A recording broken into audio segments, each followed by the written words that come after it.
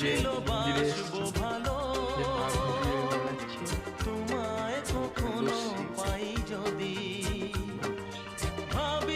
এখানে খাটটার উপর বসছে। এই মন্দিরটা এখন পরিষ্কার করছে, মন্দিরটা জল দিয়ে ধুয়ে পরিষ্কার করছে। আমরা তাড়াতাড়ি চলে এসেছি, গিয়ে ছেলেকে পড়াবো বসে।